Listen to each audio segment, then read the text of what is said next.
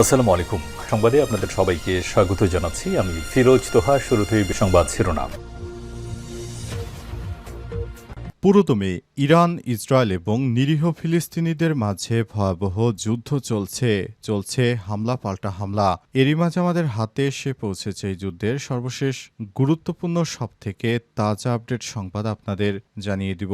প্রথমেই জানাবো, গাজায় প্যারাশুটের মাধ্যমে ২৫ টন খাদ্যপণ্য ফেলল আমিরাত ও জর্ডান। অবরুদ্ধ গাজা উপত্যকায় বিমান থেকে খাদ্যপণ্য ফেলা শুরু করেছে মধ্যপ্রাচ্যের দুই মুসলিম দেশ, সংযুক্ত আরব আমিরাত ও জর্ডান। আজ থেকে ২৫ টন খাদ্য সহায়তা দিতে শুরু করেছে তারা। জর্ডানের এক কর্মকর্তা বার্তা সংস্থা রয়টার্সকে এই তথ্য নিশ্চিত করেছে। এরপর জানাবো, অবশেষে মিশর থেকে গাজায় প্রবেশ করছে ত্রাণবাহী ট্রাক। আলহামদুলিল্লাহ, সংযুক্ত আরব আমিরাত ও জর্ডানের ২৫ টন খাদ্য দেওয়ার পর মিশর থেকে এবার গাজায় ত্রাণবাহী ট্রাক প্রবেশ করতে শুরু করেছে। মুসলিমরা এখন খাবার খেতে পারছে। দীর্ঘদিন অনাহার ও দুর্ভিক্ষের মধ্যে থাকার পর গাজাবাসী এখন পর্যাপ্ত খাবার পেতে শুরু করেছে, যা সংযুক্ত আরব আমিরাত, জর্ডান ও মিশরের চেষ্টার ফলে বিষয়টি নিশ্চিত হয়ে গেছে। এদিকে বাংলাদেশে পুশিন, মোদী সরকারের বিরুদ্ধে ক্ষোভ প্রকাশ করলেন ওআইসি। ভারতের বিভিন্ন প্রান্তে বাংলাভাষী মুসলিমদের বাংলাদেশি তকমা দিয়ে বেআইনিভাবে ভারতের নরেন্দ্র মোদী সরকার বাংলাদেশে পুশিন করছে। বিষয়টি নিয়ে ক্ষোভ প্রকাশ করেছেন ভারতের অল ইন্ডিয়া মজলিসি ইত্তেহাদুল মুসলিমিন AIMIM এর প্রধান আসাদুদ্দিন ওয়াইসি। এদিকে ফ্রান্সে এনসিপির কমিটি ঘোষণা। জাতীয় নাগরিক পার্টি এনসিপির প্রবাসী শাখা ডায়াসপোরা অ্যালায়েন্স এর ফ্রান্স ইউনিটের আহ্বায়ক কমিটি গঠন করা হয়েছে। ৬ মাস মেয়াদী এই আহ্বায়ক কমিটিতে ১৭ জনকে অন্তর্ভুক্ত করা হয়েছে। আর সংবাদ বিজ্ঞপ্তিতে এই কমিটি ঘোষণা করেছে এনসিপির কেন্দ্রীয় কমিটির দপ্তর সম্পাদক মোহাম্মদ ওসামা। এবং সর্বশেষ জানাবো, ডক্টর ইউনূসের মালয়েশিয়া সফর ঘিরে জোরদার কূটনৈতিক তৎপরতা। মালয়েশিয়া সফরে যাচ্ছেন অন্তর্বর্তীকালীন সরকারের প্রধান উপদেষ্টা অধ্যাপক ডক্টর মোহাম্মদ ইউনূস। আগস্টের দ্বিতীয় সপ্তাহে মালয়েশিয়া সফরে যাবেন তিনি। তার এই গুরুত্বপূর্ণ সফরকে ঘিরে বাংলাদেশ ও মালয়েশিয়ার মধ্যে জোরদার করা হচ্ছে কূটনৈতিক তৎপরতা। এই প্রেক্ষাপটে বাংলাদেশের পররাষ্ট্র সচিব আসাদ আলম সিয়াম গত ২৪ ও ২৫ জুলাই মালয়েশিয়া সফর করেন। সফর শেষে তিনি ২৬ জুলাই দেশে ফেরেন। প্রিয় দর্শক, এতক্ষণ শুনছিলেন সংবাদ শিরোনাম, এবারে বিস্তারিত। তবে তার আগে বন্ধুরা, অনুরোধ থাকবে এই সংবাদটিতে একটি লাইক দিন। এই চ্যানেলে আপনি নতুন হয়ে থাকলে আমাদের সংবাদটি দেখতে দেখতে চ্যানেলটি সাবস্ক্রাইব করে রাখুন। কমেন্ট করে বন্ধুরা আপনার মূল্যবান মতামত জানিয়ে দিন আপনি বিশ্বের কোন দেশ থেকে বা বাংলাদেশের কোন স্থান থেকে আমাদের সংবাদটি দেখছেন এবং শুনছেন। আর বন্ধুরা, গাজা যুদ্ধে আপনি যদি নিরীহ ফিলিস্তিনিদের ভালোবেসে থাকেন, কমেন্টে ইয়েস লিখে বিশ্ববাসীকে জানিয়ে দিন। সংবাদটি আপনার সোশ্যাল মিডিয়া ফেসবুকে শেয়ার করে বন্ধুদেরও দেখার সুযোগ করে দিন। এবারে বিস্তারিত। গাজায় প্যারাশুটের মাধ্যমে ২৫ টন খাদ্যপণ্য ফেলল আমিরাত ও জর্ডান। অবরুদ্ধ গাজা উপত্যকায় বিমান থেকে খাদ্যপণ্য ফেলা শুরু করেছে মধ্যপ্রাচ্যের দুই দেশ, সংযুক্ত আরব আমিরাত ও জর্ডান। আজ ২৫ টন খাদ্য সহায়তা গাজায় পৌঁছে দিয়েছে তারা। জর্ডানের এক কর্মকর্তা বার্তা সংস্থা রয়টার্সকে এই তথ্য নিশ্চিত করেছেন। সামাজিক যোগাযোগ মাধ্যমে প্রকাশিত ভিডিওতে দেখা গেছে গাজার খান ইউনুসে প্যারাশুট নিয়ে খাদ্যপণ্য নিয়ে নেমে আসছে তারা। তবে সেগুলো আমিরাত আর জর্ডানের সহায়তায় ছিল কিনা সে ব্যাপারে নিশ্চিত হওয়া যায়নি। ২০১৩ সালের ৭ অক্টোবর থেকে গাজা উপত্যকায় শুরু হওয়া দখলদার ইসরায়েলি বর্বরতার হামলায় এখন পর্যন্ত ৫৯,০০০-এর বেশি মানুষ প্রাণ হারিয়েছে, যাদের একটা বড় অংশই নারী ও শিশু। সম্প্রতি সময়ে শুধুমাত্র গোলাবারুদ নয়, খাদ্যপণ্যকেও অস্ত্র হিসেবে ব্যবহার করছে বর্বর ইসরায়েল। তারা বিভিন্ন আন্তর্জাতিক সংস্থা কর্তৃপক্ষ গাজার অভিবাসীদের দেওয়া ত্রাণ হামাসের হাতে চলে যায়, যেমন অজুহাত দাঁড় করিয়ে অবরুদ্ধ উপত্যকায় খাদ্যপণ্য প্রবেশে নিষেধাজ্ঞা দিয়েছে, যার ফলে গাজায় এক দুর্ভিক্ষ পরিস্থিতি তৈরি হয়েছে। প্রতিদিন সেখানে ক্ষুধার তাড়নায় মানুষের মৃত্যু হচ্ছে। অভুক্ত থাকার কারণে এখন পর্যন্ত গাজায় অন্তত ১২০ জনের মৃত্যু হয়েছে।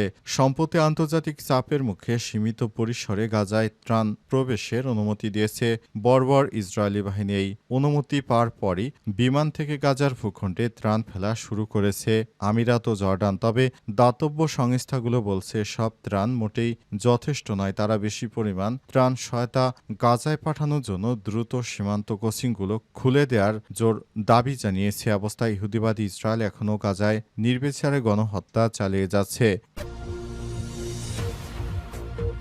অবশেষে মিশর থেকে গাজায় প্রবেশ করছে ত্রাণবাহী ট্রাক। মিশর থেকে গাজার দিকে ত্রাণবাহী ট্রাক প্রবেশ করছে। আন্তর্জাতিক চাপ এবং গাজায় দুর্ভিক্ষ ছড়িয়ে পড়ার বিষয়ে ত্রাণ সংস্থাগুলি সতর্কবার্তার পরেই ত্রাণ প্রবেশ করতে শুরু করেছে। আজ মিশরের রাষ্ট্রীয় আল কাহেরা নিউজ টিভি এই তথ্য জানিয়েছে। খবর আরব নিউজের প্রতিবেদনে জানানো হয়েছে, রাফা সীমান্ত অতিক্রমকারী ট্রাকগুলি সরাসরি গাজায় প্রবেশ করতে পারছে না, কারণ গত বছর ইসরায়েলি সেনাবাহিনী ক্রসিংয়ের ফিলিস্তিনি দিকটি দখল করে নিয়েছিল এবং এটি মারাত্মকভাবে ক্ষতিগ্রস্ত হয়েছে। এর পরিবর্তে তাদের কয়েক কিলোমিটার পথ ঘুরিয়ে নিকটবর্তী কেরেম শালোম কারাম আবু সালেম ক্রসিংয়ে যেতে হবে। ওই এলাকায় নিয়ন্ত্রণ এখন ইসরায়েলের হাতে। সেখানে দক্ষিণ গাজায় প্রবেশের অনুমতি দেওয়ার আগে ত্রাণবাহী ট্রাকগুলো পরীক্ষা করা হয়। ইসরায়েল জানিয়েছে যে তারা শনিবার থেকে গাজায় ত্রাণ বিতরণের বিমান পাঠানো শুরু করেছে এবং গাজার মানবিক সংকট কমাতে আরও বেশ কয়েকটি পদক্ষেপ নিয়েছে। ইসরায়েলের সেনাবাহিনী জানিয়েছে, গাজাবাসীর কাছে ত্রাণ সরবরাহকারী জাতিসংঘের কনভয়গুলির নিরাপদ চলাচলের জন্য মানবিক করিডর স্থাপন করা হবে এবং ঘনবসতিপূর্ণ এলাকায় মানবিক বিরতি বাস্তবায়িত হবে। এদিকে আন্তর্জাতিক সাহায্য সংস্থাগুলো জানিয়েছে যে মার্চ মাসে ইসরায়েল ওই অঞ্চলে সমস্ত সরবরাহ বন্ধ করে দেওয়ার পর খাদ্য শেষ হয়ে গেছে। এতে গাজার ২২ লাখ মানুষের মধ্যে ব্যাপক দুর্ভিক্ষের ঝুঁকি রয়েছে। উল্লেখ্য, ২০২৩ সালে ইসরায়েল গাজায় আক্রমণ শুরু করে ফলে প্রায় ৬০,০০০ ফিলিস্তিনি নিহত হয়, কয়েক লক্ষ ফিলিস্তিনি আহত হয় এবং গাজা ধ্বংসস্তূপে পরিণত হয়। এ অবস্থায় ইহুদিবাদী ইসরায়েল এখনও গাজায় নির্বিচারে মানুষ হত্যা করে যাচ্ছে, যেটি কোনোভাবে গ্রহণযোগ্য নয়। বাংলাদেশে পুশিন মোদী সরকারের বিরুদ্ধে ক্ষোভ প্রকাশ ওআইসির। ভারতের বিভিন্ন প্রান্তে বাংলাভাষী মুসলিমদের বাংলাদেশি তকমা দিয়ে বেআইনিভাবে আটক ও পুশব্যাক করা হচ্ছে, এমন অভিযোগে কেন্দ্রীয় সরকারের বিরুদ্ধে তীব্র ক্ষোভ প্রকাশ করেছে অল ইন্ডিয়া মজলিসি ইত্তেহাদুল মুসলিমিন OIMEM প্রধান আসাদুদ্দিন ওয়াইসি। দ্য টাইমস অব ইন্ডিয়ার প্রতিবেদন অনুযায়ী তিনি এই ধরনের অভিযানকে নৈতিক লঙ্ঘন এবং ব্যাকডোর NRC এর অংশ বলে আখ্যায়িত করেছেন। ওয়াইসি বলেছেন, এই সরকার শক্তের কাছে দুর্বল আর দুর্বলের কাছে শক্ত, দরিদ্র বাংলাভাষী মুসলিমদের অবৈধ অনুপ্রবেশকারী বলে চিহ্নিত করে তাদের বাংলাদেশে ঠেলে দেওয়ার চেষ্টায় নেমেছে প্রশাসন, অথচ এদের অধিকাংশই ভারতের সীমান্তবর্তী রাজ্যগুলির বাসিন্দা এবং ভারতীয় নাগরিক। তিনি আরও অভিযোগ করে বলেছেন, দেশের বিভিন্ন প্রান্তে নির্মাণ শ্রমিক, সাফাই কর্মী, রাস্তায় আবর্জনা পরিষ্কারের মতো শ্রমলঙ্ঘন কাজে যুক্ত দরিদ্র বাংলাভাষী মুসলিমদের আটক করে তাদের পুশব্যাক করা হচ্ছে, যাদের অনেকেরই আইনি লড়াই চালানোর মতো সামর্থ্য নেই। সম্প্রতি গুরুগ্রামে জেলা প্রশাসকের একটি নির্দেশিকার প্রসঙ্গ টেনে ওআইসি বলেছেন, রোহিঙ্গা ও বাংলাদেশিদের চিহ্নিত করে ফেরত পাঠানোর প্রস্তাব থাকলে শুধুমাত্র বাংলা ভাষায় কথা বলার কারণে কাউকে আটক করা আইনসম্মত কোনো কারণ নয় বলে মন্তব্য করেছেন তিনি বলেন, যা সম্পূর্ণভাবে অবৈধ, বেআইনি বলে মন্তব্য করেছেন তিনি। ওআইসি পুনে পুলিশের সাম্প্রতিক একটি অভিযান নিয়েও প্রশ্ন তোলেন, যেখানে ৫ বাংলাদেশি নারীকে পতিতাবৃত্তির অভিযোগে আটক করা হয়, যারা ভুয়া পরিচয়পত্র ব্যবহার করে ভারতে ঢুকেছিলেন বলে পুলিশের দাবি। ওআইসির মতে, এমন বিচ্ছিন্ন ঘটনা দিয়ে গোটা জনগোষ্ঠীকে অবৈধ অভিবাসী হিসেবে পাগিয়ে দেওয়া যায় না, বন্দুকের মুখে কাউকে বাংলাদেশে ঠেলে দেওয়া যায় না, সাফ জানিয়ে দেন ওআইসি। তিনি বলেন, ভারতের হিন্দুত্ববাদীরা যে ধরনের কর্মকাণ্ড শুরু করেছে সেটা কোনোভাবেই মেনে নেওয়া যায় না। ইউনূসের মালয়েশিয়া সফর ঘিরে জোরদার কূটনৈতিক তৎপরতা। মালয়েশিয়া সফরে যাচ্ছেন অন্তর্বর্তীকালীন সরকারের প্রধান উপদেষ্টা অধ্যাপক ড. মোহাম্মদ ইউনূস। আগস্টের দ্বিতীয় সপ্তাহে মালয়েশিয়া সফরে যাবেন তিনি। তার এই গুরুত্বপূর্ণ সফর ঘিরে বাংলাদেশ ও মালয়েশিয়ার মধ্যে জোরদার করা হচ্ছে কূটনৈতিক তৎপরতা।